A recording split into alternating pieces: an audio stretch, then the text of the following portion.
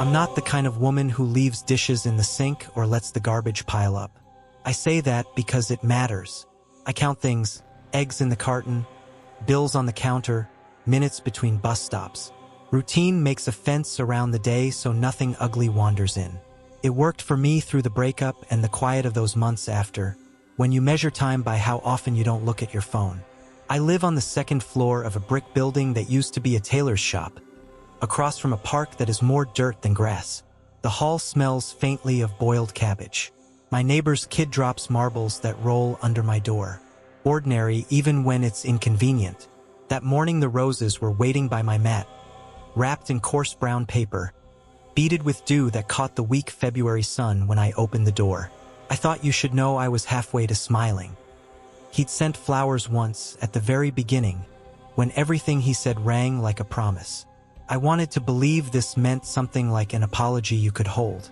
The paper was damp and gritty against my fingers. When I peeled it back, the smell broke in, like pennies on the tongue, like biting the inside of your cheek. I've smelled blood before. I cut my hand on a broken mug last winter and watched that glossy well up through pale skin. This was like that, multiplied, warmed by the thin sun.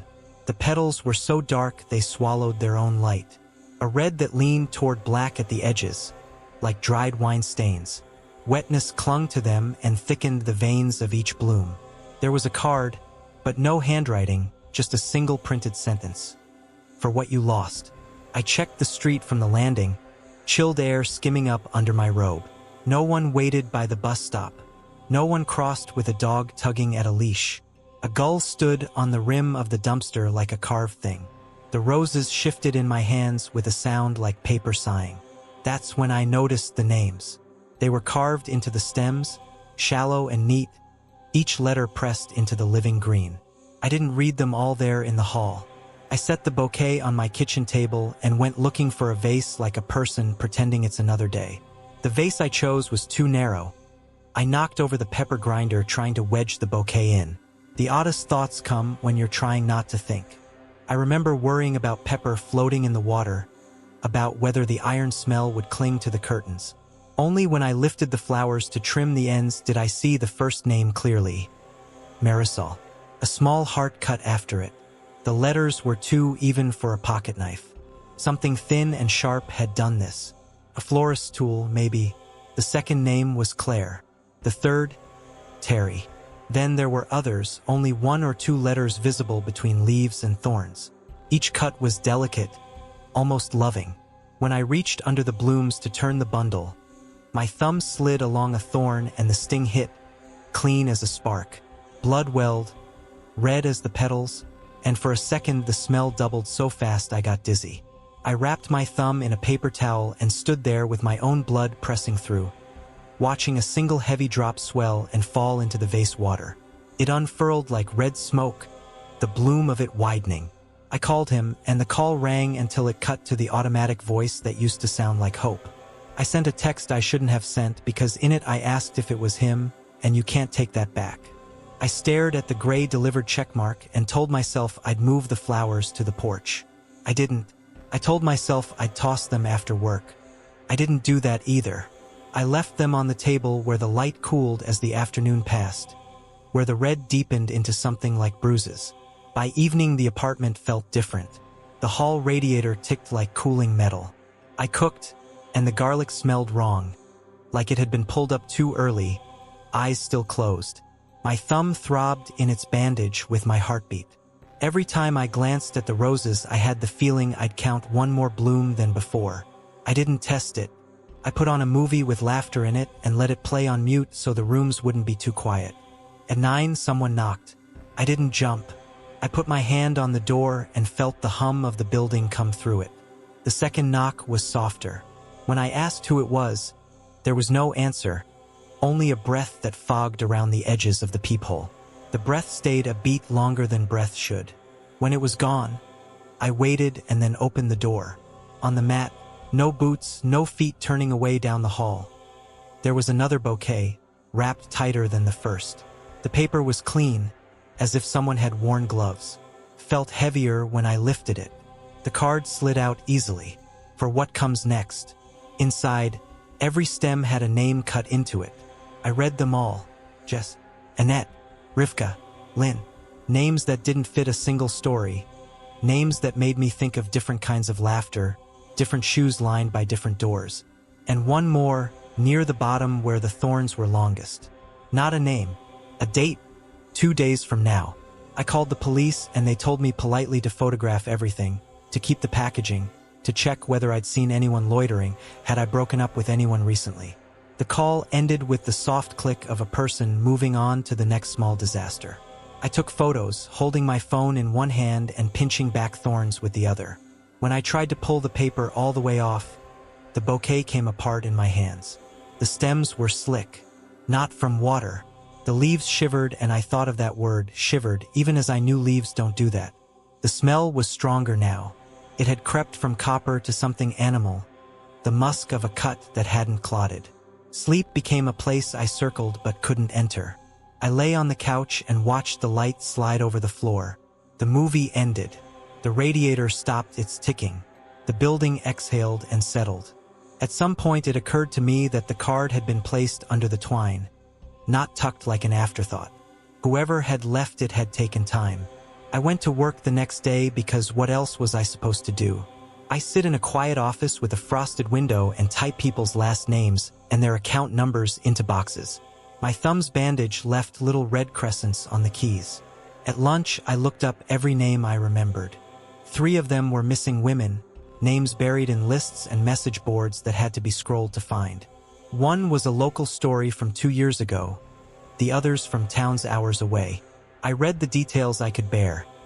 Left a bar, last seen at a certain address, family pleading. In a photograph, one of them held a bouquet of pink lilies, and the sight made me put my phone face down on the desk. I didn't message him again. Maybe because I could hear him saying I was being dramatic. Maybe because thinking of his voice made something in my chest bruise. I left work early pretending I was sick. On the bus, people smelled like wool and tiredness. A woman watched a video with the sound off of a dog jumping through a hoop. When the bus emptied near my street, I had that watched feeling, a tightening between the shoulder blades. But when I turned, there was only a man across the way adjusting his scarf.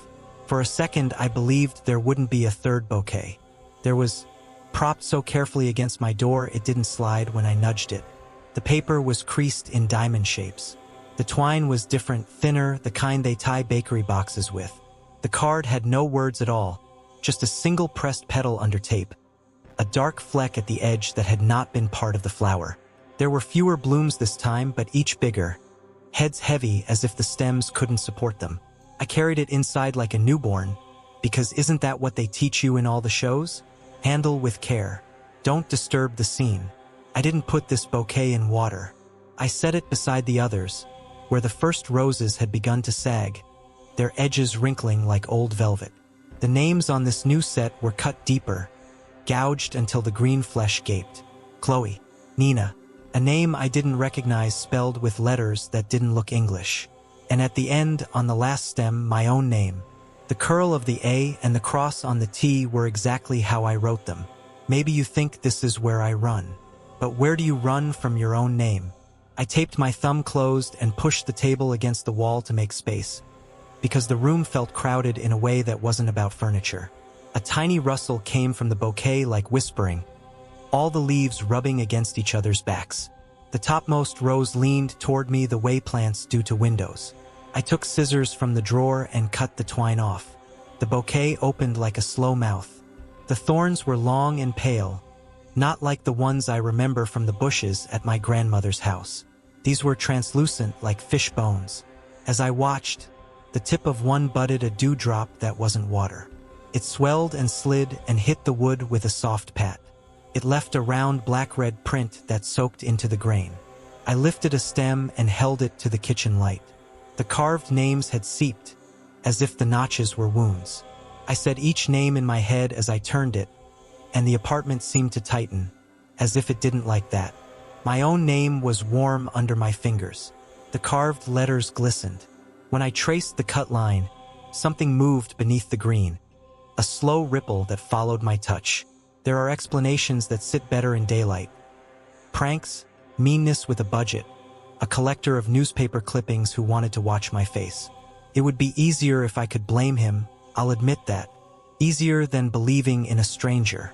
Easier than believing in what came next. At midnight, the roses opened. Not as a metaphor, not like they simply continued blooming. The heads unfurled with small, wet clicks and a sighing, as if someone else breathed. The smell turned the room dense. Each petal flexed and then lay, flexed and lay, a slow pulse. I heard a faint threading sound, like threads drawn through cloth. When I leaned close, the carved letters on the stems were no longer shallow cuts. They were holes. From within each letter, something white and fibrous pushed out. Not roots exactly, filaments. They quested in the air and found the wood and laid themselves down. They found each other and joined. And when they joined, the motion traveled along them like a shiver runs through a crowd. I backed away until my calves hit the couch. The third bouquet trembled once, twice, like a wet dog thinking about shaking. The stem with my name on it curved toward me. I had the strangest sensation of hearing my name spoken, but not in any voice I knew. Just the shape of it through a throat that didn't make sounds the way ours do. The filaments reached the edge of the table and dangled, tasting the space like blind fingers. My phone buzzed. A message from an unknown number lit the screen. A gift left. Did you like them? The number had no profile picture. I stared at my own reflection in the glass while the roses moved in the corner of my eye. I typed "Who is this?" and deleted it. I typed "I'm calling the police" and didn't send that either. When the phone buzzed again, it was a photo from my hallway camera. The black and white fisheye image of my door, my mat, the bouquet propped and ready. I had a sudden memory of my ex laughing once that he could always tell when I was lying because I pinched my lip. My lip hurt. I muted the phone and went to the door. The hall was empty, the air colder than inside. No footsteps echoed on the stairs. A dark fleck spotted the mat where a drop had fallen earlier. It hadn't dried. It had sunk. The fibers around it were darker, as if the drop had eaten its way in. Back inside, the filaments had reached the floor. They flowed around the chair leg and climbed it like ivy in time-lapse, except I wasn't watching a film. The room was too quiet for how much was happening. I realized then the radiator had gone cold. My breath fogged when I exhaled. In that chill, the roses looked warm, alive in a way that did not belong to plants. Something moved in their centers, a minute ripple like something breathing under blankets. I took the scissors up again and reached for the stem with my name. I meant to cut it, to sever it, to end whatever this was. The instant the metal touched the green, the filaments recoiled and then surged, sudden as a hand grabbing your wrist. A thorn pricked the soft inside of my wrist deep, and the blood that leapt out was brighter than anything in that room. The filaments found it. They tasted me and changed. They darkened, and in the dark I swear I saw the shape of letters, the first curl of the J from my name, beginning somewhere inside the white and bleeding outward. I dropped the scissors. The sound was dull, as if the room had been padded. The stem with my name pressed against my wrist with a pressure that was not strength but intent. The petals brushed my skin, soft as apologies. The scent of iron flooded my head.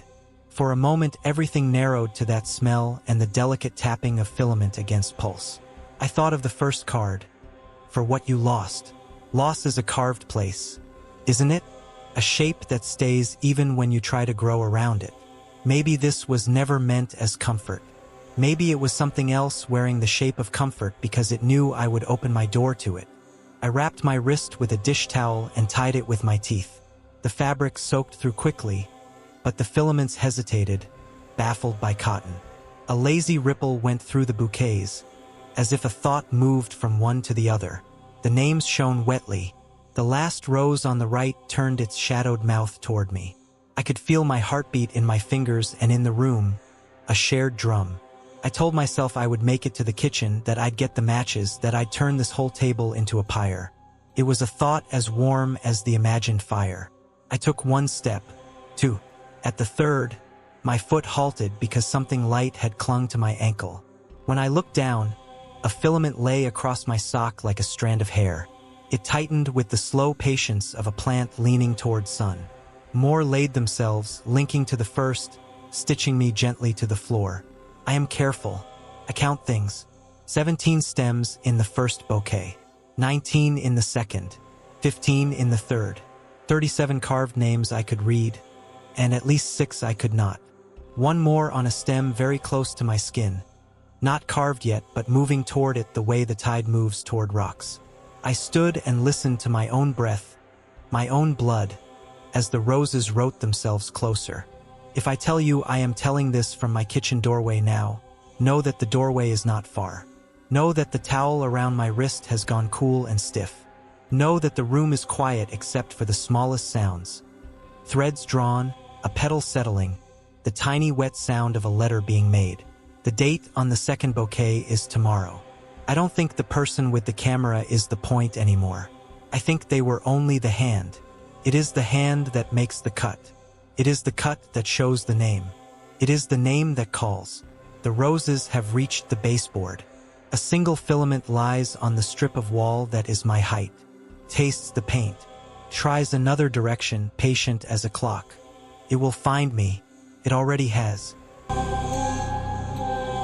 I'm not a showy person. I do the math before I buy something I call ahead. I don't gamble with waitlists.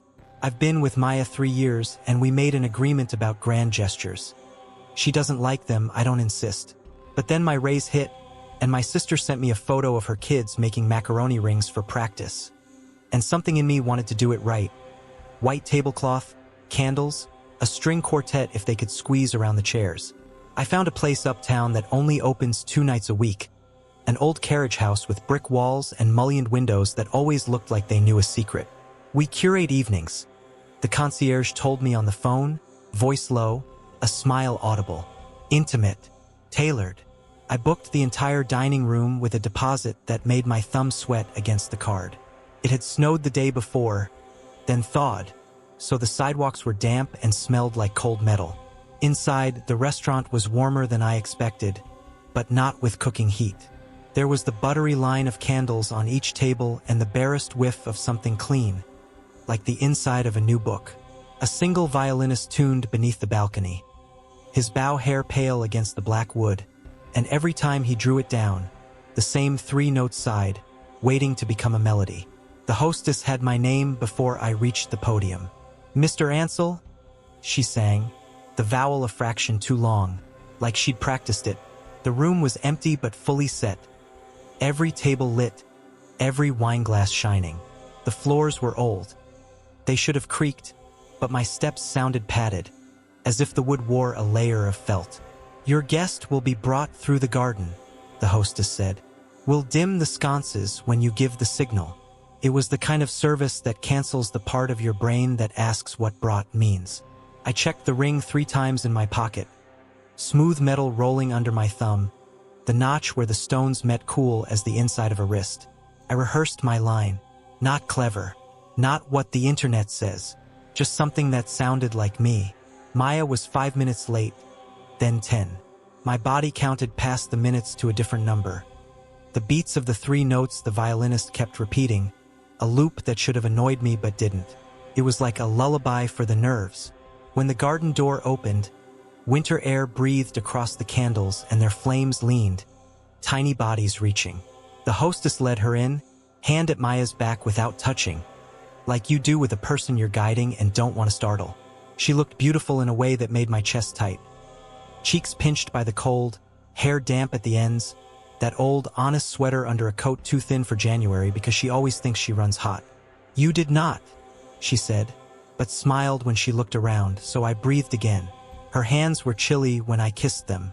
Something else. Just a beat where her skin felt waxy before the heat of her came through, like she'd been holding an ice pack. "You hate me," I said. "I tolerate you," she said. The line we've used since our second date. Champagne arrived. Cold in the mouth, tiny needles popping against my tongue. It didn't taste sweet. It tasted like precision. The violinist let the 3 notes resolve into something soft and sentimental that didn't make me flinch. At the next table, nobody laughed because there was no next table. The candle wax had begun to puddle, each drip a slow, perfect tear. I noticed because I noticed those things. When the server set down our plates, I noticed there was no kitchen noise. a restaurant with no clatter, no shout of behind. Only the discreet whisper of cloth and the unpopping of corks.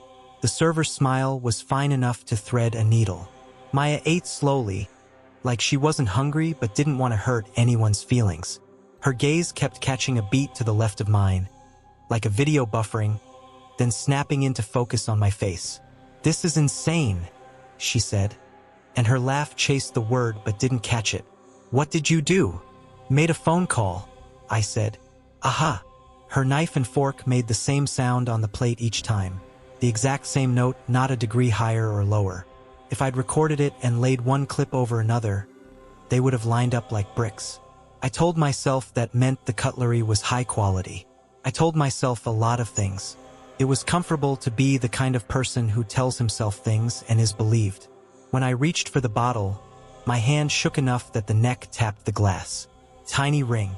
The server appeared soundlessly to steady it, his fingers cool.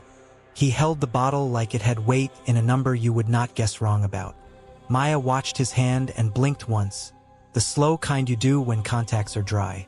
When she looked back at me, her eyes were glossy in a way that wasn't tears. There was a dash in her expression where the rest should go. "You okay?" I asked. "I'm perfect," she said, and smiled.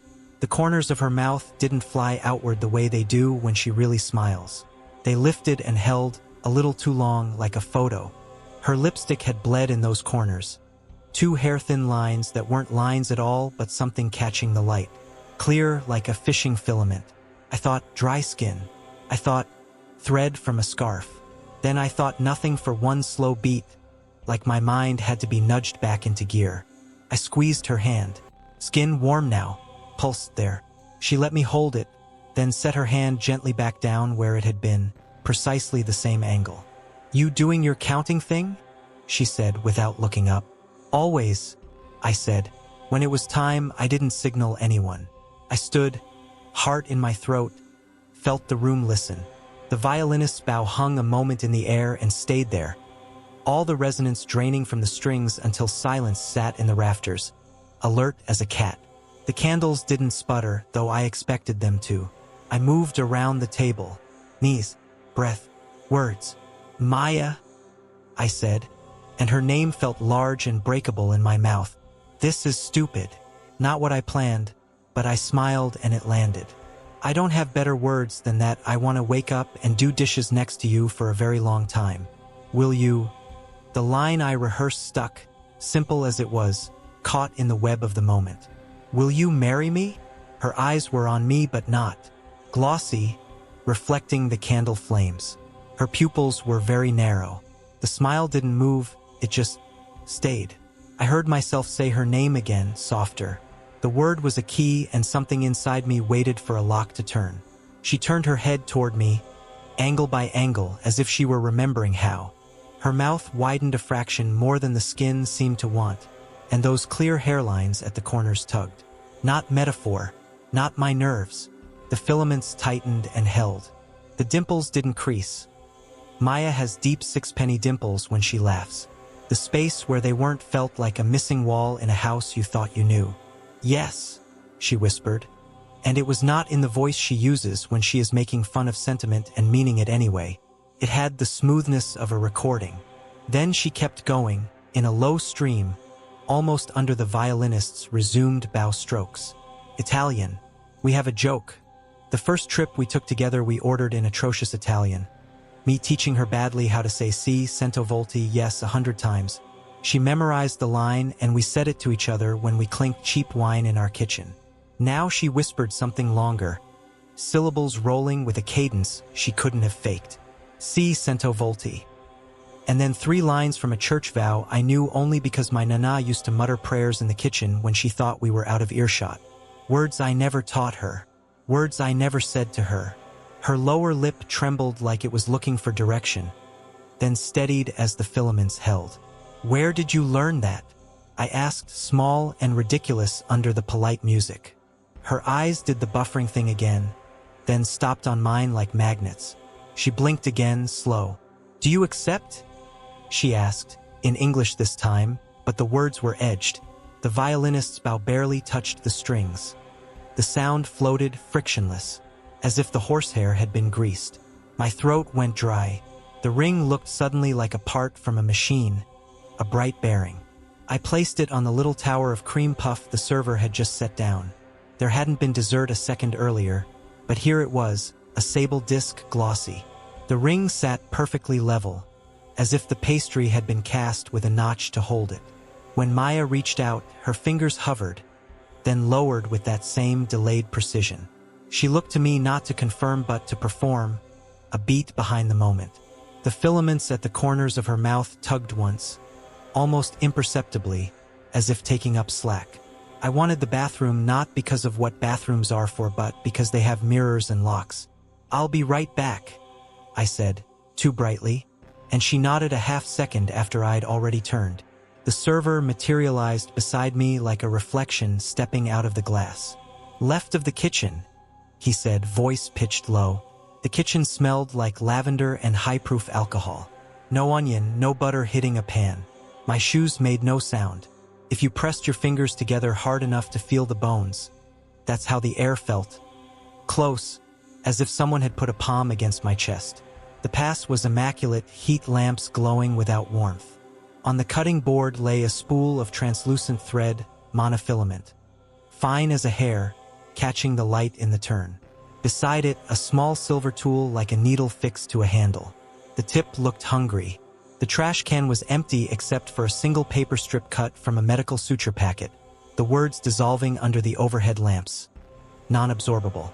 I pushed through the swinging door to the hall marked restrooms, then stopped because the corridor didn't look like the front. It was too long, the kind of long that makes the end look close and far at once. Portraits hung in neat doubles, each the same woman seen from two angles. Profile, three-quarter. Each frame was identical, and each woman's smile tugged minutely wider than the face seemed built to allow. The glass over them reflected the candles behind me. So for a moment 100 small flames burned over 100 careful mouths. There was a sound under the violin now. A thread-drawn whisper, only the tail ends of consonants, like the rustle of paper bags. It came from everywhere, or from the vents, or from behind the portraits. I touched one frame, warm, as if someone had ironed a shirt over it. When I came back to the dining room, the violinist had not moved his stance, only the arm that held the bow. His face was expressionless, soft at the edges like a statue's. Maya sat exactly as I'd left her, the ring on her finger now, her hand posed where a photographer would want it. The candle near her had bent and touched its own pillar, welding itself into a loop. The server stood at a polite distance with the bill, because this level of service knows the moment to present a bill. The total was fair, not obscene. A line item near the bottom read acceptance service. I blinked and it said dining service. I blinked again and I could not swear which it had been. "We should go," I said, because I wanted the night to shudder and reset in the air outside, where cars hissed over wet pavement and the streetlights had the decency to show their flicker. Maya's chair slid back without a scrape. She rose with a dancer's care, little muscles in her throat flexing under the skin like fish below a pond's surface. When she reached for her coat, the clear threads at the corners of her mouth shivered, slackening then tightening, as if a wire inside the world took up tension. I leaned forward, wanting to touch them or break them or pretend I didn't see. Her breath smelled sweet, like almond liqueur, and under it that clean, bookish scent from the kitchen. When I whispered her name, she turned her head with that incremental, mechanical grace, smile holding at a degree that would have cracked mine. She leaned, jaw a notched hinge, and whispered near my ear a line my grandmother used to say at night when she thought God was only for her. "Akaglimi e non lasciarmi." Take me in and do not let me go. I had not taught her that. I hadn't said those syllables out loud since Nana's funeral. On the sidewalk, our breath made pale threads that drifted and frayed and vanished. The garden behind the restaurant was a rectangle of dark, hibiscus skeletons wearing snowcaps like powdered wigs. The hostess watched from the glass with that polite, needle-thin smile. When we reached the corner, Maya's gait corrected once, like a puppet learning the threshold of a rug. Her hand in mine felt normal in the way a stolen thing feels normal when it's been in your pocket too long. convincing until you remember it's not yours. The Uber smelled like lemon and old smoke. Maya looked out the window and smiled, that same held smile at the darkness, at our reflections, at me when I glanced. When I touched the corner of her mouth with the back of my knuckle, the filament slid softly over the skin like a hair. I pinched it. It did not give. She sat very still, and the pulse in her neck tapped along. The filament tapped with it, as if answering. At home, she laughed when I tripped over the mat we've both tripped over 100 times. But the laugh came a second late. We did the things engaged people do, all of them gentle, because the night had a thinned-out feeling that didn't permit clumsiness. In the dim, I could pretend.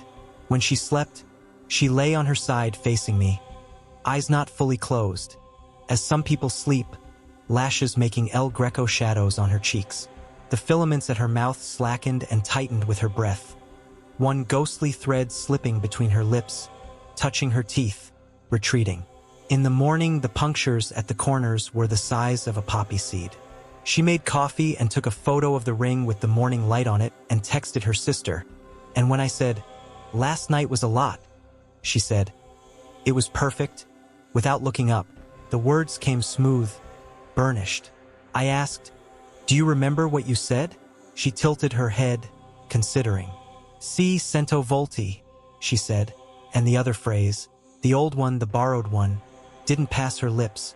Maybe it had only lived in the candles and the violin and the felt silent floorboards. I checked my phone for the video I'd set to record on the table. My one indulgence, a small black square angled toward us. The clip was there. I pressed play. The sound was clean. Me clumsy.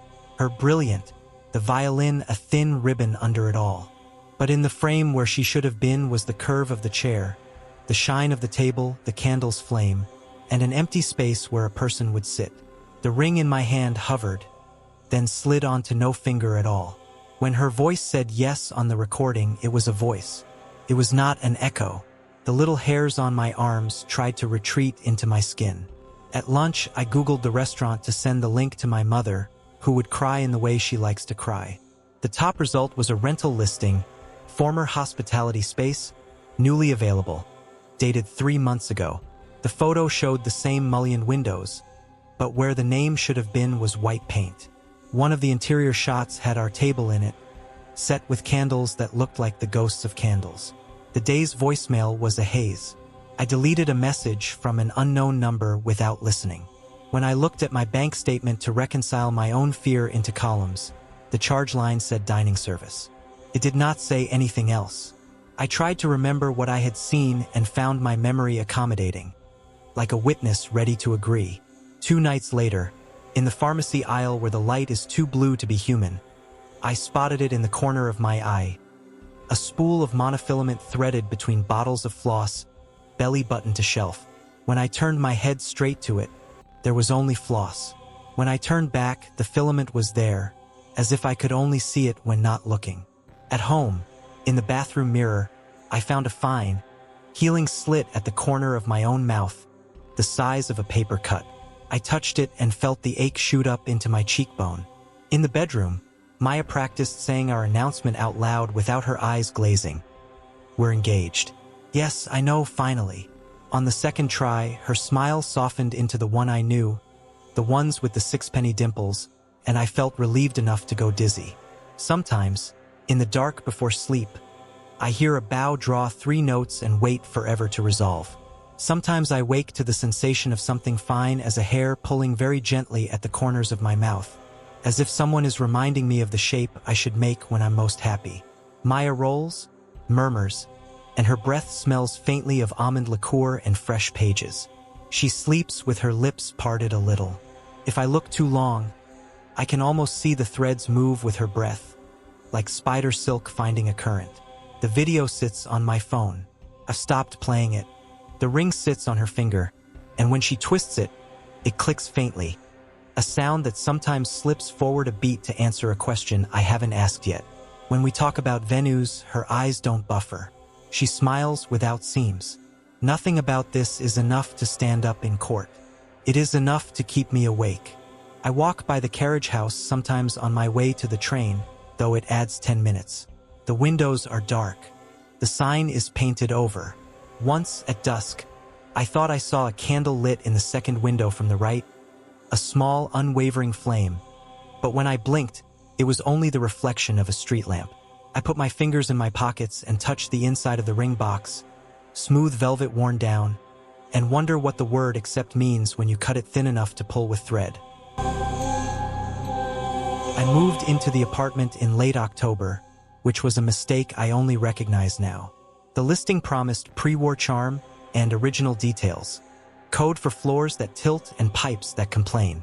I took it because it faced the back, a rectangle of brick and fire escapes instead of the street. Quiet, I told myself, a place where I could hear my own thinking, where the radiators tick in polite conversation and the fridge hums like a wary cat. I'm a copy editor. Words are my job. Noticing where a sentence goes thin is my reflex.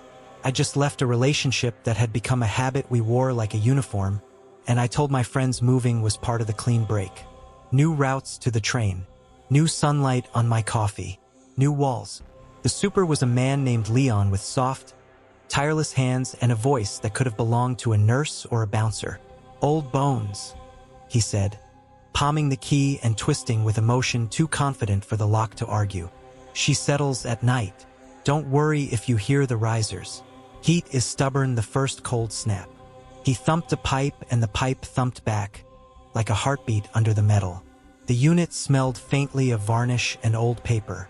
Plaster curls had fallen behind the radiator and lay there like fingernail clippings. The living room wall wore a pale rectangular shadow where a painting had hung for years, the paint around it yellowed by a different sun.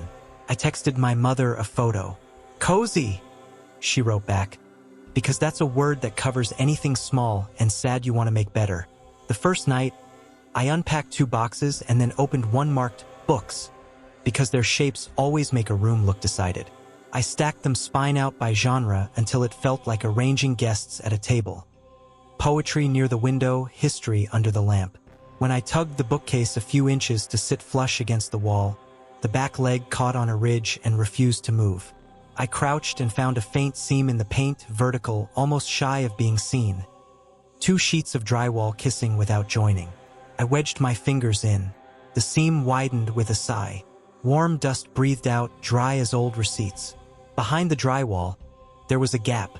Not a proper cavity, but a careless space where past and present had failed to meet. Something pale sat wedged on its edge. I pinched it out, coughed when grit fell down my throat, and took it to the kitchen under the bright, bullying light above the sink. It was a letter, not an envelope, just folded paper, crisp with age but not brittle. The crease had memory.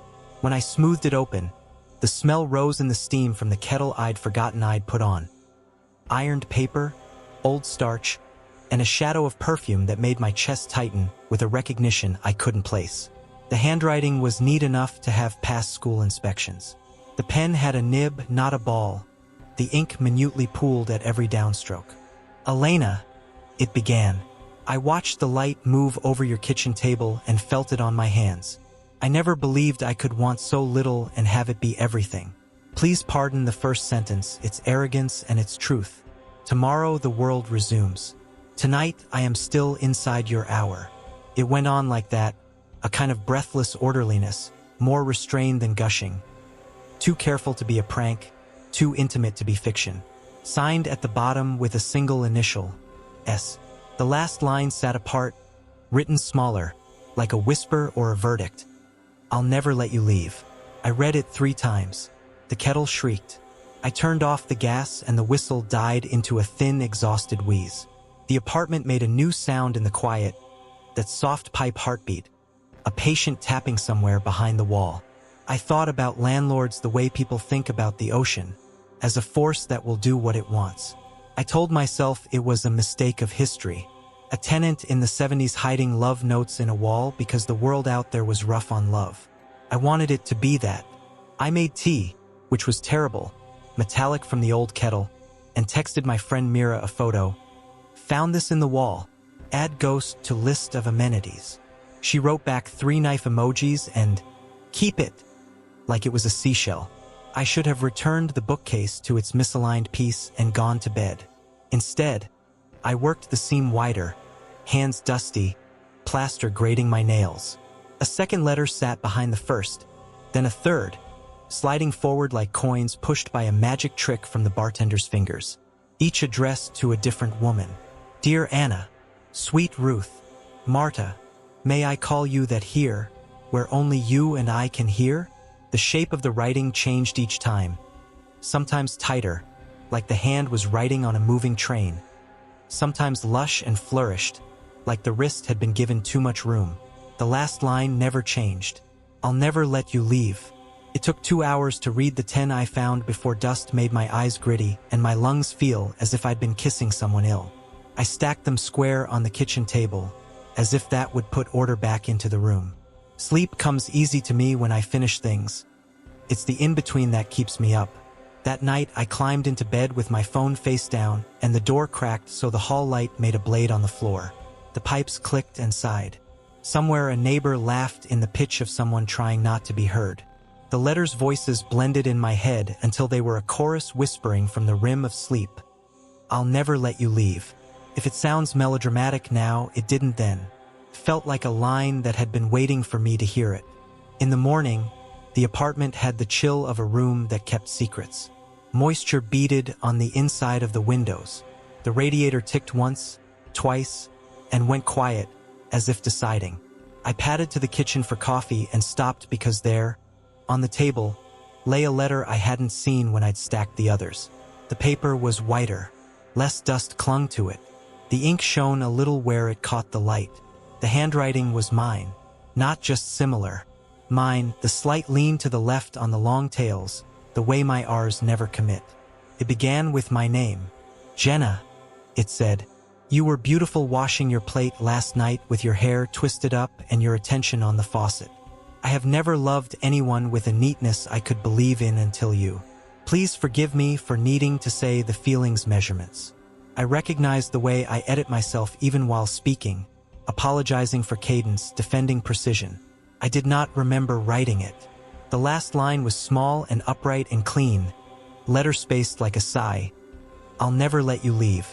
I did what people do when a thing is too concentrated to hold. I diluted it with activity. I put the kettle on and threw away the tea bag from last night because it felt like the kind of detail a judge would look at. I opened the window for air and closed it because the building's shaft breathed back something damp and vegetable, like dirt in a jar. I carried the new letter to the sink and held it under the tap. The ink bled immediately, a blue like cheap dye. The words let go of the paper fast, like something that had only been persuaded to stay. When I lifted the sheet out, that last line remained intact, ink stubborn in its groove. I'll never let you leave. I went to Leon.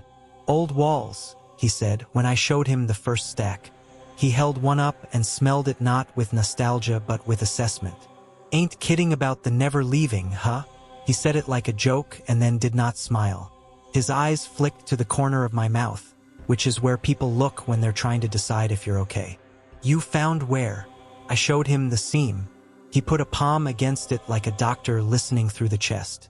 We get that sometimes, he said, which was not an answer to any question I'd asked. People leave things behind the shelves. Hate to tell you, but if I open this wall, I'm charging you. He watched my face take that in. You don't want to open it. It'll be dust all winter. What do you mean we get that sometimes? I asked. People, he said again, with a shrug that could have meant tenants, or letters, or women, or leaving. She's old, this building. At work, I spent the day inside sentences that were not mine. We massaged ad copy until all the teeth were rounded off and the reader could swallow without noticing. Every time I clicked to another file, I thought about the ink bleeding under the faucet and the part that held. I had to reread everything twice. Around 3, Mira texted, "Pick a night for housewarming. I'm bringing wine and sage and a small exorcism." I responded with a thumbs up, then opened a new tab and, without intending, typed the address and tenant history. The internet offered the usual nothing that feels like everything: blurred realtor photos of hollow rooms with bright windows, a forum post about noise from the courtyard, a notice in a decade-old neighborhood blog about a poetry reading that would be held in 3B. My apartment. The photo showed a woman at a lectern in front of a bookcase that looked like mine. The caption named her Elena S. The date was 9 years ago.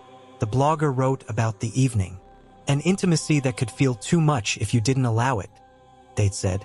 Like being touched on the arm by a stranger who somehow knows your name. A pull quote from a poem. I live in a room that used to be a room. I closed the tab. That night I dragged the bookcase away with both hands and a sound that made my molars ache. The seam widened without my help. The drywall was getting tired. Maybe so was I. I put on a mask because I'm not stupid and reached in with a salad tongs like a thief with the wrong tools. Hooked paper. Pulled. More letters. The corner of an index card with a recipe in pencil for something with condensed milk. A Polaroid where someone had once been but was now a pale oval of light, like skin blanched by tape ripped away. At the very back, my fingers touched something cold and thin. A razor blade. Old. The kind that belongs in a cloth-wrapped barbershop. Stamped with an initial S. I dropped it and tasted metal for 3 minutes. I taped the seam with blue painter's tape and went to bed with the light on. It didn't matter. I woke misfit to my own body, as if my limbs had been reorganized while I was away. On the pillow next to my head lay another letter. The ink still gleamed wet at the hook of the J. I didn't have a pen that made lines that even. I don't sleepwalk. I don't write in my sleep. The letter said, when you laugh, the sound moves through the room like a hand smoothing a bedspread. I didn't know making a place neat could be love until now. I could have written that. I would have been embarrassed to show it to anyone. The last line was smaller than the rest, perfect as a rule. I'll never let you leave. The wall's heartbeat had picked up. The radiator ticked faster, answering. I pressed my ear to the plaster. Behind it, a murmur not unlike someone talking the way you talk to a plant. Steady, fond, instructive. The hair on my arms lifted in a small wind only I felt. I remembered reading once that ink has metal in it. That it can be lifted from places you think it's been scrubbed. That it can ghost through new words. I stopped telling friends about it because all roads led to you're tired. You moved, it's the season. And the person I wanted to believe me most, myself, was nodding along to that tidy chorus. I threw the new letters away and then took them back out of the trash because the bag crinkled too softly, as if there weren't any edges left in the world. I washed my pillowcase. The washer bled the ink into delicate blue veins that ran like rivers on a map. On the 4th morning, the last line didn't sit at the bottom. It threaded through the body, a stutter under each sentence, like a chorus you can't wait for, so you sing it as you go. It made the rest of the words look like ribs. The handwriting was still mine. My wrist ached as if I'd been writing all night. I looked at my fingers and found a fine blue smear along the cuticles. Ink deep in the soft. My tongue tasted like pennies. Leon came when the bathroom sink coughed rust. He brought a wrench and a patience I envied. Hear anything? I asked, because sometimes asking will make the thing less strange. He made a face that could have been a smile if you were generous. She talks, he said, tapping the trap. They all do, old ones. Don't be spooked. The wrench flashed, the pipe sneezed, the water cleared. He stood, his joints speaking, and put a hand flat on the living room wall without looking at it, like greeting an animal you've fed for years. You write? He asked, not quite casual. I edit, I said. Same organ, he said. That night I dreamed a room I don't own. A kitchen with a table worn pale in the center where elbows needed the grain. A woman carding her fingers through her hair and leaving ink on her scalp. The dream had the heaviness of a room with no windows open. When I woke, a letter weighted on my chest, heavy as a hand. The last line was not written in ink. It had been pressed into the paper so deeply the fibers shone. They were furrows, waiting to be filled. On the 7th day, I taped the seam, painted over the tape, pushed the bookcase back, and stacked boxes in front of it. I put a love seat there too, a ridiculous blockade. I told myself I would sleep elsewhere, but each evening the apartment sat with its small, polite heartbeat, and the thought of leaving felt like walking out on someone in the middle of a sentence. I came back because my toothbrush was there, because my tea was there, because my mail came there, because my name now lived in the mouth of the wall. I don't know how to end this because it hasn't ended. I woke an hour ago to a sound like a pen lifting and settling, practicing the way a name should look. My name. The pillow next to me is damp where the ink bled a little. It smells like a schoolroom and a hospital. There's a letter on the table I haven't opened. I'm avoiding it the way you avoid a mirror when you've cut your own hair. In the corner of my eye, the tape over the seam puckers and relaxes, as if breath moves behind it, and I can feel the small, patient pressure of the building around me. If I say it knows me, that sounds grandiose. Better to say it has practiced using me until the movements are natural. Better to say it writes well now because it has learned the weight of my hand. I think about the women in the letters and how the handwriting changed to hold them. I think about the last lines repeating like a pledge or a curse. I think about the razor blade stamped S and wonder if the initial stood for someone, or if it stood for a word the building prefers. Stay. Sometimes I taste metal when I'm not drinking from the tap.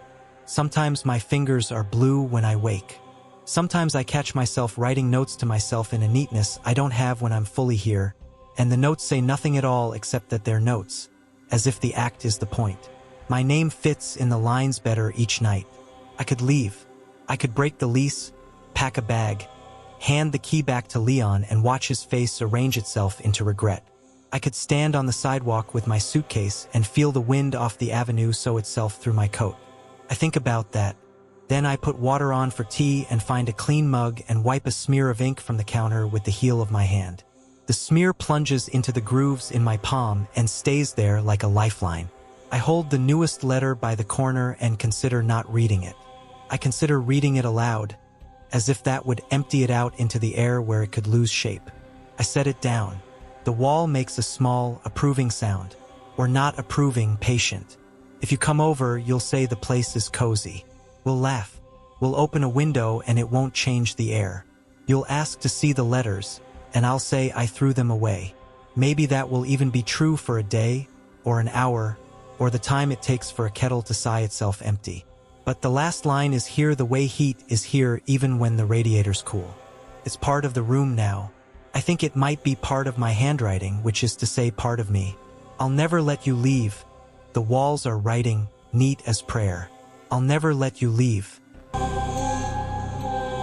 the sort of person who tries to fix things by booking something. After weeks of clipped conversations and the slow-motion arguments you can have without raising your voice, I found a winter discount code for a cabin 2 hours north. Couples retreat, private, romantic, secluded. The photos showed a cinnamon-colored A-frame tucked in fur, a small gas stove with a blue flame, a bed with a heavy knit throw the color of snowmelt. The listing promised no neighbors in sight, which I thought would force us to look at each other instead of our phones. We drove up on Valentine's Day. The highway shouldered its way through bare fields and billboards for fireworks and a Christmas tree farm long gone. In the back seat, our bags clacked in quiet protest whenever we hit a seam in the asphalt. The sky had that flat steel look you can't predict snow from. My partner, Ava, sang along under her breath to a song we both pretend not to like. Our conversations had been practical lately. Did you forward the mail? Did you shut off the porch light? Did you bring the charger? Felt like carrying a pane of glass between us. You hold it very carefully and you don't talk about it. Toward the end, the road narrowed to a single lane that your tires negotiated with the packed tracks of other people's weekends. Pines gathered on both sides, close enough to make a ribcage. When the cabin came into view, the relief was ridiculous. It was exactly as pictured, which felt like a kindness. The deck held a tidy drift in one corner, and the eaves wore little stalactites like teeth. Inside, it smelled faintly of cold wood and something sweet. Pine cleaner, maybe, or old candy tucked by someone who loved their job. A note on the counter, looping handwriting that looked oddly childish for the businesslike message. Welcomed us and apologized that the exterior camera over the door would be on for safety during the storm advisory. I didn't see a camera until I looked. A little black I tucked under the eave. Inside, we found a basket with 2 glass flutes embossed with hearts and a bottle of something pink I knew we wouldn't drink. The bed took up the far wall, a platform built into the A-frame, a headboard of old boards sanded smooth. Above it, as promised, was a vintage-looking camcorder on a tripod. It wasn't in the photos. I stood there holding a throw pillow like a shield. That, I said, because the shape of the word buys you time. The camcorder was one of those black bricks with a strap for your hand and a flip-out screen. Absurd in the century, but also, somehow, more real because of it. A red light slept next to the lens, the tiny pupil of something that starts awake. Ava was braver in obvious ways. She tilted her head at the lens like you tilt your face to the wind, then went to the little table where a note lay under a smooth river stone. "For your use," it said. "Capture memories. Please leave the camera in place." The stone was glossed with oil from many hands. My stomach did a small, private roll. "Let's just turn it to the window," Ava said, easy smile, a peacemaker's suggestion. "Maybe there's a lake out there." Behind the curtains was only fur and the suggestion of a slope falling away. Snow squeaked under my boots when I went out for more wood. The cold found the spaces between my fingers and lived there. When I came back in, the glass of the sliding door had fogged with our breath, our heat, proof we were there and maybe thawing. We ate the soup I'd brought in a wide metal pot that made everything taste faintly nostalgic. Tin and the memory of camp. The gas stove whispered its blue whisper. Ava put a record from the cabin's small collection on a turntable that was more scene-setting than sound. The room filled with a scratchy voice you could imagine humming through a radio after the collapse of everything. By 9, the wind got curious and came around the cabin, tapping the corners, testing the seams. The power flickered, thought better of it. Neither of us said we were tired. We were both tired. When we finally crawled into the bed, the knit throw shed little white hairs that stuck to my socks. The camcorder stood there like a guest who knows when to excuse themselves and never does. "Turn it off," I said, half laughing to make it gentler. "It's not on," Ava said, pointing. The red light by the lens was dark. The flip screen showed nothing. She leaned up on one elbow and reached blindly to the nightstand for my hand. The cabin smelled warm now. Our shampoo, the ghost of coffee in the kitchen, the old wood giving up a little summer. I woke later to silence so dense it had a weight. The gas stove had clicked off. The power held, but the thermostat had lost nerve and surrendered a few degrees. Moonlight in shorelines across the quilt. The camcorder's red light glowed, a single dull bead. I reached for my phone and found it face down. When I turned it over, the black glass showed our bed like a lake shows a night sky. In the reflection, the camera's light blinked on, off, something my actual eyes couldn't see. I told myself it was the phone trying to find my face. Sleep slung its arm back over me. In the morning, the world was the white quiet of a vacation house before anyone speaks. Ava stood at the counter with her hair in a knot, stirring something bright in a mug that turned out to be powdered cocoa. "Chocolate first," she said, which is a rule that can save a day. The wind had stopped arguing. The outside was a painting you could choose not to step into. The red light was off again, the camera dead seeming. It wasn't until after breakfast, when we were pointing at trail maps we had no intention of following, that curiosity began its little tamping foot. "If it's for us," Ava said, "we could check it. See if any, I don't know, deer wandered in during the night." We both pretended we didn't know what people actually use cameras pointed at beds for. Humor is a polite mask. "It's probably not recording," I said, already rolling the strap onto my palm. The room settled around us as if to listen. The buttons were old and satisfyingly tactile. When I pressed play, the flip screen lit blue and then resolved into our bed. Our shapes a pair of gray forms sunk into the knitted landscape. Grain crawled over everything like snow on a TV in a childhood living room. For the first minutes, there was nothing. The ticking of the stove, the slow lift and fall of blankets, our faces in half-profiles turned away from the lens. I caught my hand drifting over, middle of the night, a habit even when we're angry. It stopped just shy of Ava's shoulder.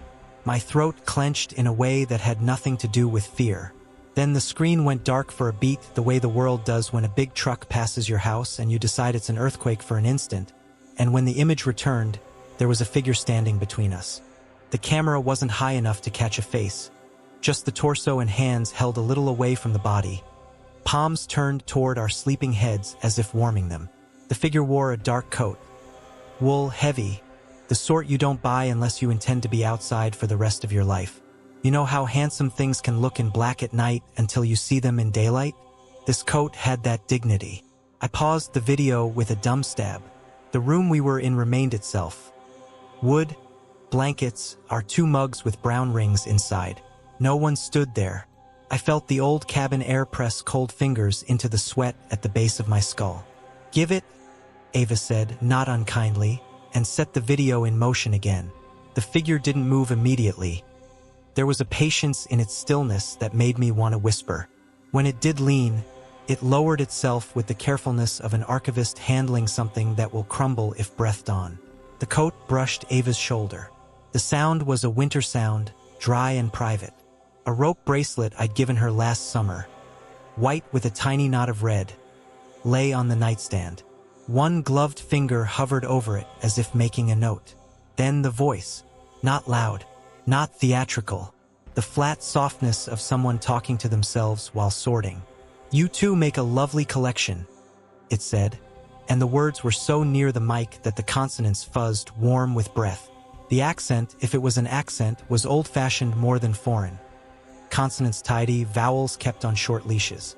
The figure straightened, and for a fraction of a second, the lens caught the suggestion of a face where a face should be, pale under the brim of something dark, features blurred not because of motion but because the camera disliked them. "Stop," I said, and didn't know whether I meant the video or the progression of our weekend. The world outside the window continued to be a postcard. A small drift slid off the eave and sighed into more snow. A polite applause. We watched the rest in a trance that felt like manners. The figure stood between us for 5 minutes, then 6, then an hour measured by the way grain eats a picture. Once, it raised its hands the tiniest degree, as if to frame us. Once, the gloved fingers touched my pillow and pressed a single small dent into it, which I could not go find because the pillow on our actual bed was flat and ordinary and told the story that nothing had happened. "What are you talking about?" We did the things you do when danger doesn't send a note about what kind of danger it is. We locked the door we had already locked. We checked the windows that had already been shut. We called the number on the welcome card and got a cheerful voicemail about winter hours. We tried to laugh it down, but laughter didn't want to get in the car with us. Ava's face was calm because that is how she does panic. Mine was trying not to be a mirror. Around noon, we decided to leave Lunatic because the roads were questionable and the snow had a sharkskin texture the plow couldn't quite tame. But the opposite of staying was necessary. We packed faster than reason. The bottle of pink fizz rolled under the bed, and neither of us went down to get it. When I hauled my bag up, the weight felt wrong. I found out why on the deck. The zipper had stuck on a strand of thick black thread, like upholstery twine. It wasn't part of the bag. It had been tied to the handle with a snug, competent knot. The other end disappeared under the deck, into the dark lattice of cross braces and stored leaves. We drove. The trees did the ribcage thing again, this time closer together. The car's heater breathed an old car breath. I kept touching the inside of my wrist where Ava had thumbed a circle while we watched the footage, as if to reassure the skin I still owned it. We didn't talk much. When we did, it was logistics. You take a right at the old gas station with the bear statue. Yes. You'll call the property manager. Yes. 2 miles down, a shape on the snow pulled at the corner of my eye. A neat line of objects set along the ditch like offerings. Gloves, a hat with a pom-pom, a glass flute embossed with a heart, the twin of the one in our basket, a small framed photo, 2 people with winter-bright cheeks grinning at the camera, a ribbon.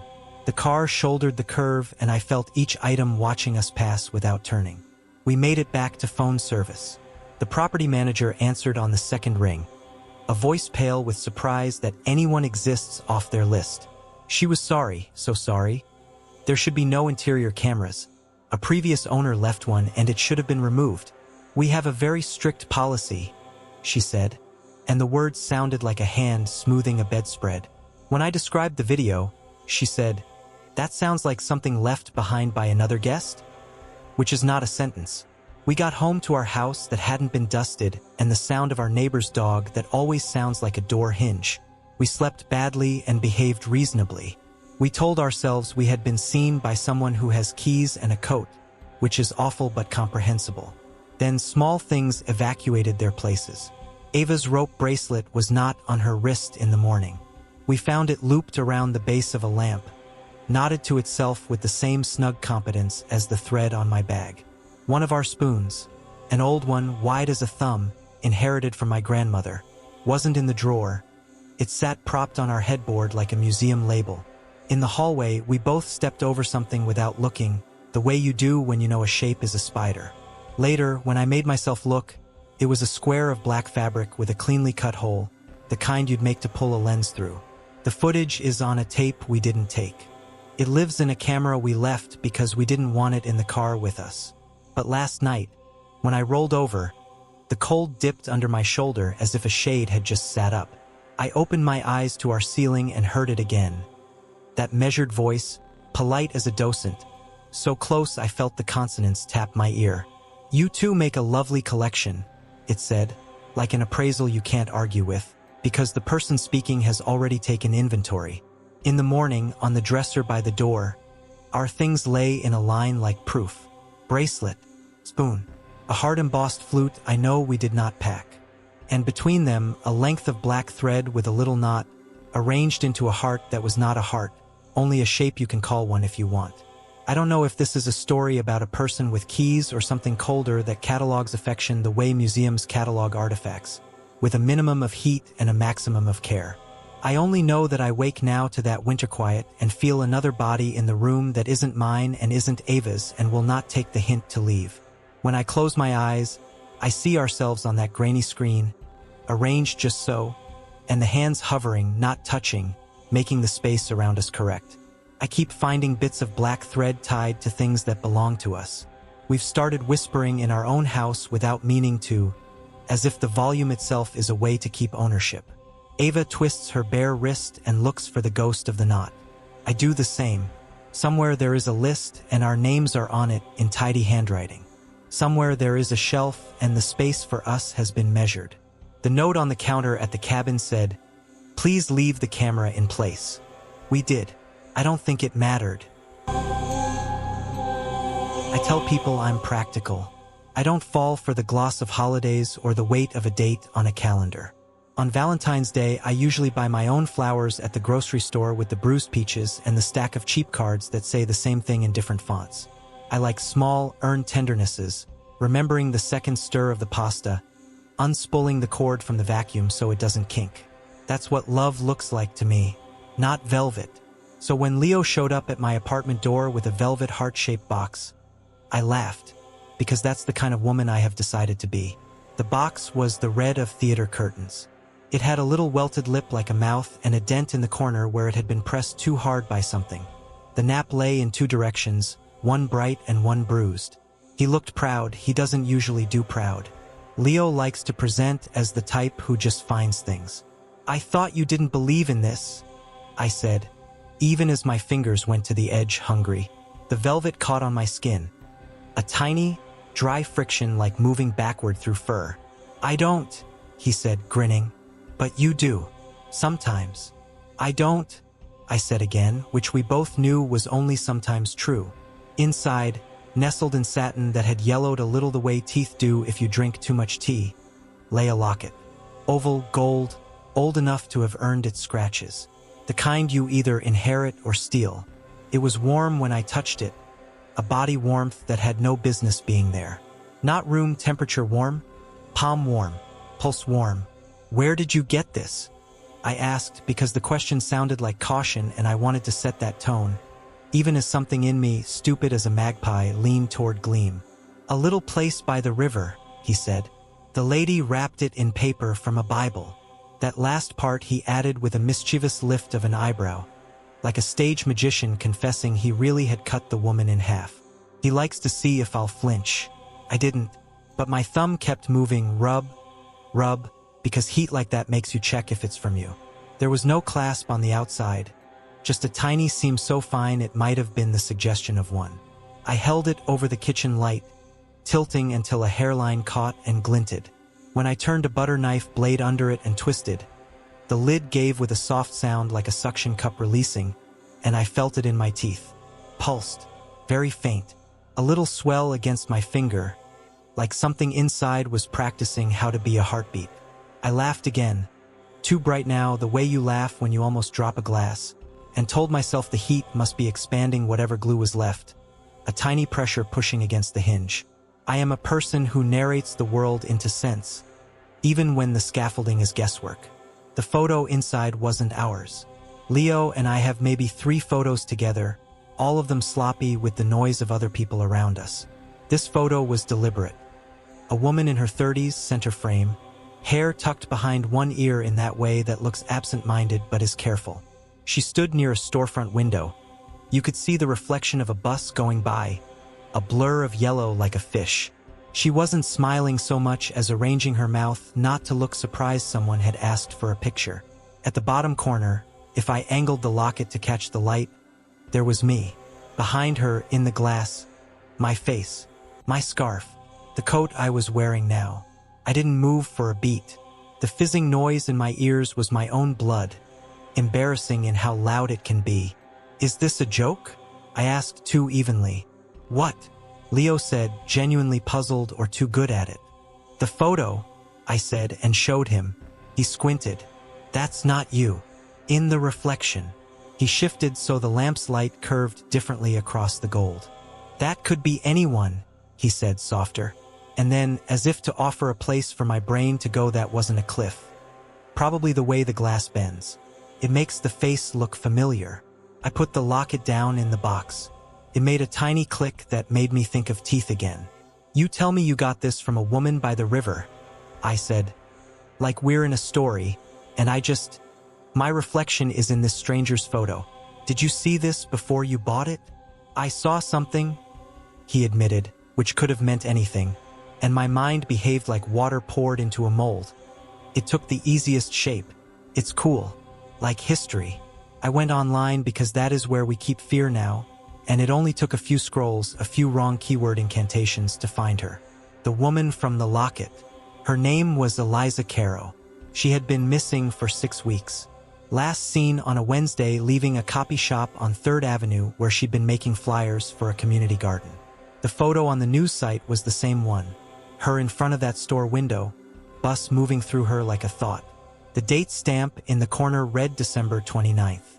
In the glass behind her, if I zoomed until the pixels broke apart like salt, there I was, or my shape wearing my scarf.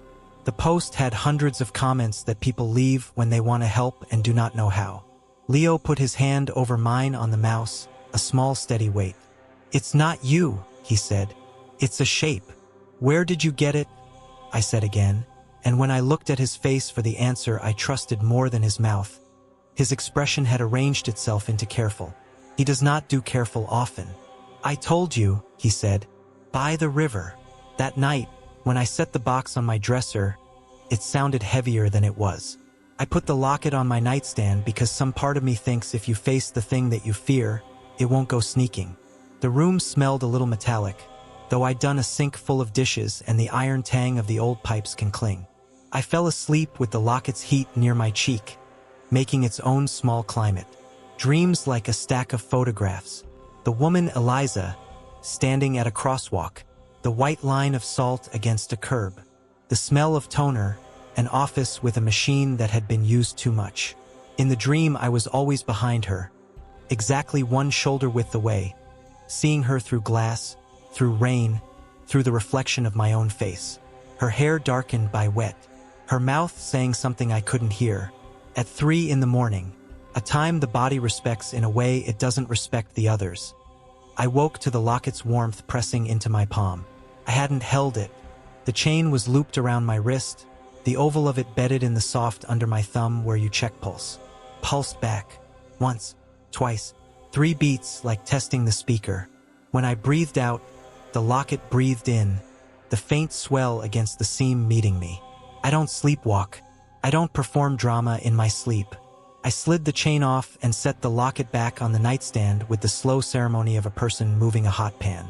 The little shell of it faced me. In the dark, the press-fit lid gleamed pewter. The seam looked wider. The next morning my skin smelled like coins. When I pulled on my sweater, the knit caught on something above my sternum and tugged, and I found a reddened crescent there, as if a small oval had rested and grown possessive. When I washed, the heat of the water made a flare rise in the mark, as if an instrument inside me were being tuned.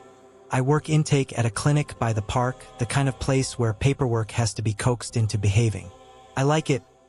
I like writing people's names correctly and not making them spell them twice. Around noon, a portable TV in the waiting area played a local news update with the sound low and the closed captions one sentence behind. The anchor's mouth moved, and Eliza's photo slid into the frame. They were asking again for anyone with information. I looked at her, at myself behind her, the chain of the locket heavy now under my shirt like an obligation. My mouth moved, too, and I couldn't tell if I was reading the captions quietly or saying something else. On the walk home, the city had that February smell. Cold stone and old gum and a hint of exhaust like remembered heat.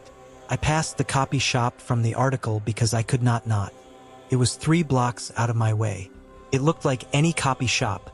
Fluorescent lights doing violence to people's faces. A man behind the counter eating something hidden in a napkin. The machine sighing. In the window, my face looked smaller than it does in my bathroom mirror. For a second, behind my shoulder, I saw Eliza as if the glass were playing 2 channels at once. Her hair tucked behind her ear, her mouth not surprised. I turned fast and there was only a bus and a boy in a red hat gnawing a straw.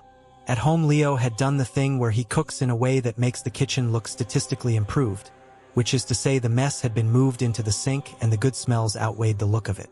He had lit a candle that smelled like vanilla pretending to be a forest.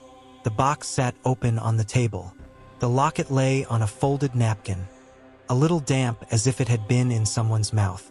I took it to a jeweler, he said, carefully casual. You did what? Came out too sharp. I was already angry at the locket for working like a magnet works. On metal I didn't know I had in me, and Leo's helpfulness felt like a stranger entering a fight late and picking a side. Just to check, he said. They said old. Good. Not expensive in the way that matters to people who care about expensive. There's no solder mark. Like it has always been closed and always been opened. Did you tell him about the photo? He made a face. What would I say? He asked, and I realized he had chosen to be someone who did not say it. That is a kind of love and a kind of lie. That night, the chain found me again. I woke with it looped around my throat, not choking, exactly, but linked, like a bracelet you twist until it sits just so. The locket lay in the hollow at the base of my throat, hot enough that the spot felt sunburned. I touched it and it pulsed that little practice pulse, and in my head, no, not in my head, in the room, I heard a printer start up, the tick-tick of the drum warming, and then that long slide you get when something is being fed through a machine. In the morning, there was toner on my pillowcase. Faint gray arcs like thumbprints. The crescent on my chest had darkened to a bruised red. I opened the locket with my nails, not a knife, the motion now familiar and wrong, and found the photo changed not in content but in the way things change when you say a word too many times. The grain had softened. The woman's hair looked damp as if she had just come in from rain. Behind her, my reflection was closer to her shoulder. A hand, my hand, raised, caught mid-lift as if about to touch the glass between us. I called the number from the flyer. The detective sounded like a detective on the radio. Polite, tired, used to men calling and not women. I told him I might have seen her. He asked when. I don't know how to answer that, I said. And he inhaled softly and then said we could talk. Sure, if I wanted to come in. I did not go in. I am not proud of that. Fear with an object is easier than fear with a person attached. At work, a woman came in with a cut on her finger from tearing open a package, and the smell of blood set the locket hammering. Not loud, just a knock behind a door I hadn't noticed until now. When I bent to get her a bandage, I felt a thread of heat climb my neck from the chain, a vine training itself up a trellis. I took the locket off in the bathroom and set it on the metal paper towel dispenser. It hummed like a hive. When I got home, the velvet box sat open on my bed, though I had left it in the kitchen. The nap of it lay all in one direction, smoothed by a very neat hand.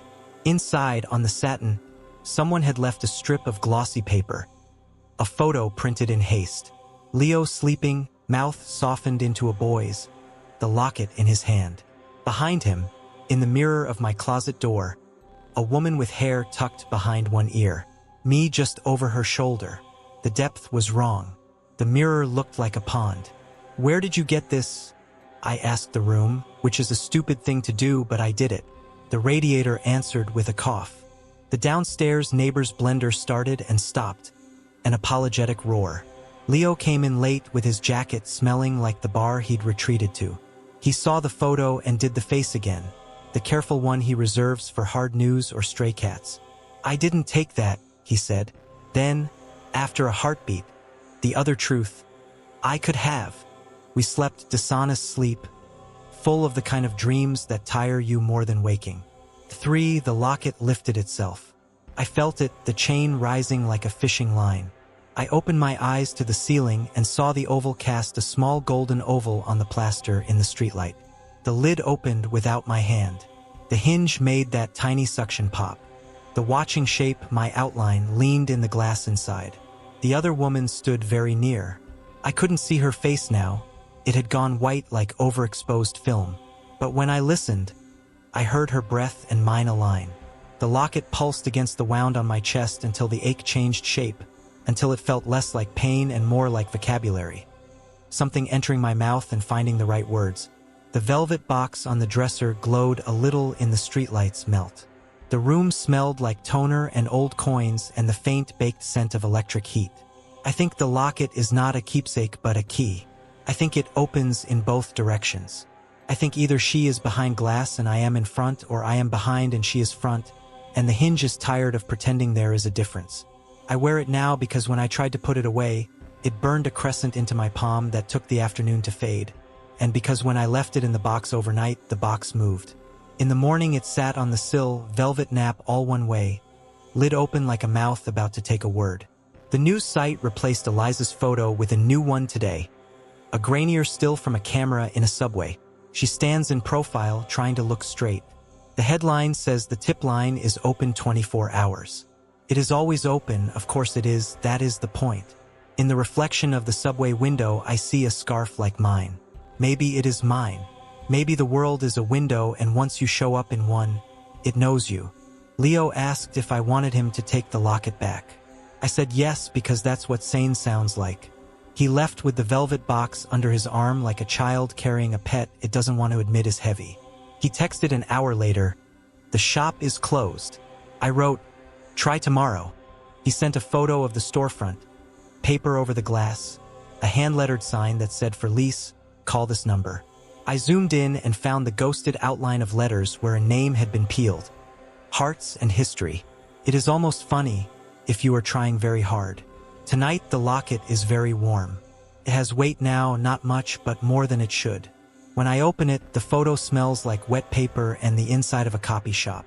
The woman's hair is darker each time, her ear a little more shadowed, as if she is turning toward the camera and away from me. In the glass, my hand is almost touching her shoulder. My nails look like mine. The little cut on my ring finger, paper cut from clinic files, shows up there, too. I can feel something in the hinge, a fatigue or a readiness. The pulse is more sure. Sometimes it matches mine. Sometimes it insists on its own time, and my chest tries to follow. The mark above my sternum is a full oval now, like a thumbprint pressed hard. If this is a story, it ends in a way I can live with. The shop opens, I return the locket, the woman is found. The box is just velvet again. If this is not a story, it does not end. It learns you. It writes you into it, puts you behind someone else's shoulder in the glass. The box sits on the sill, nap smoothed. The window shows me my own face and the room behind me. And for a second, a woman with her hair tucked behind her ear stands where the hallway should be. Her mouth isn't surprised. In the pain, my hand lifts without my telling it to. The locket presses hot against my chest, like a small animal turning in its sleep.